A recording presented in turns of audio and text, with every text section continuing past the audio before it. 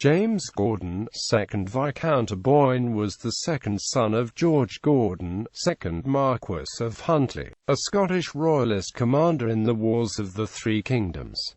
Early life. Aboyne was a member of the powerful Gordon family, who were notable for the Roman Catholic sympathies in a kingdom where supporters of the Protestant Reformation controlled the central government. Although there is little direct evidence for Aboyne's personal religious views, he was clearly opposed to extreme Protestantism, and he played a significant role in recruiting Catholics for the royalist cause. He was educated at King's College, Aberdeen, and earned youthful military experience in France, where his father commanded of the Garde Écossaise. Unusually for a younger son, James Gordon also inherited a peerage, becoming 2nd Viscount Aboyne in 1636.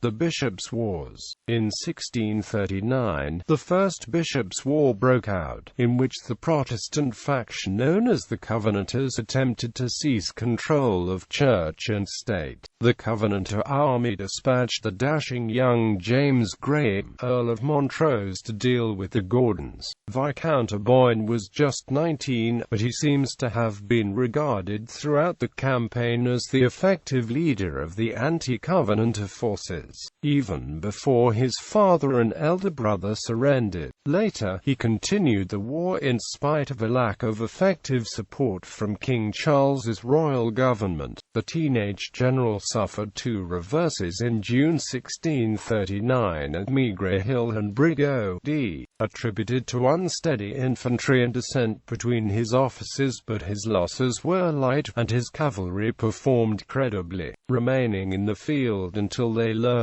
that the king had made peace with the Covenanters. It is also worth noting that Aboyne's defense of Aberdeen at Brigody was so determined that the battle lasted 2 days before Montrose finally dislodged him. In this short campaign, the Gordon cavalry anticipated the tactics of the English Civil War. They often moved as a mounted column without infantry support, and they usually charged with the sword. Discovering how ineffective a pistol caracole could be at Maigret, unusually, it seems that Aboyne's elite troop of 100 gentlemen volunteer cuirassiers were clad in full armor, in contrast to the buffcoats and breastplate now favored by most cavalry regiments. This was still sought-after equipment, as it gave protection against bullet and sword thrusts, and in the English Civil War it was worn by generals' bodyguards and the famous London lobsters.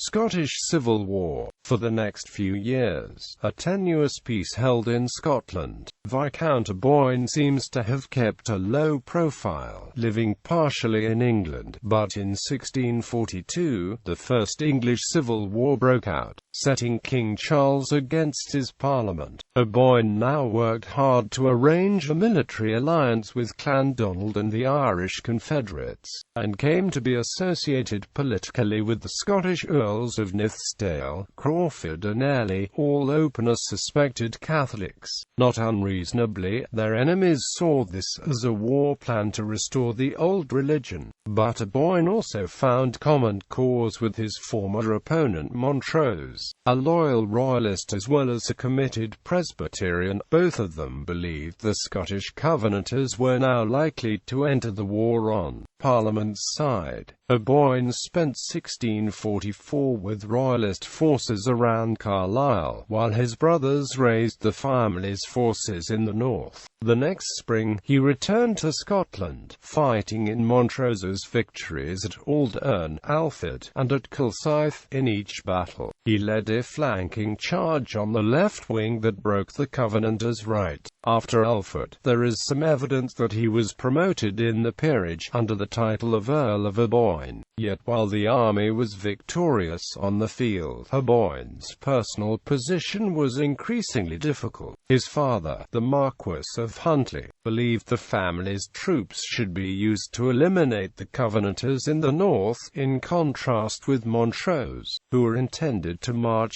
south into England. At the same time, the relationship between Montrose and Aboyne was becoming strained, not least when the Earl of Crawford was appointed to command the army's cavalry, an awkward role when Aboyne commanded the only large mounted force. In September 1645, Aboyne and the Gordon cavalry withdrew to the north, shortly before the Battle of Philiphaugh. With hindsight, Aboyne's action is sometimes said to have cost the Royalists the battle and the war. In reality, the war was far from over at Philiphaugh. Montrose moved north, and in spite of Huntly's increasingly pathological inability to cooperate with him, the Royalist armies proved largely successful in the field. Aboyne, caught between his father and his general, busied himself raising troops in the Central Highlands. The cause was undermined not by the Scottish War, but by the weakening position of the King in England. At the end of April 1646, King Charles decided that the best course was joining the Covenanters, and ordered his Scottish troops to lay down their arms.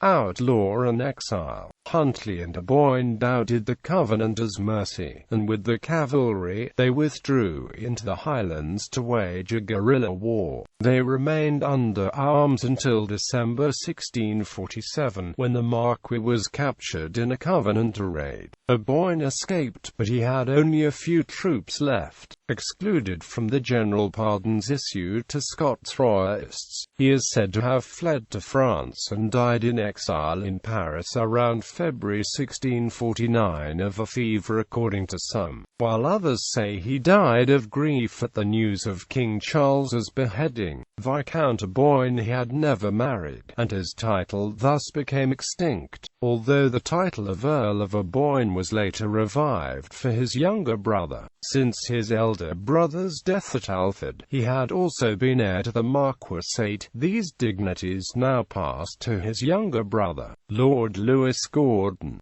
Bibliography.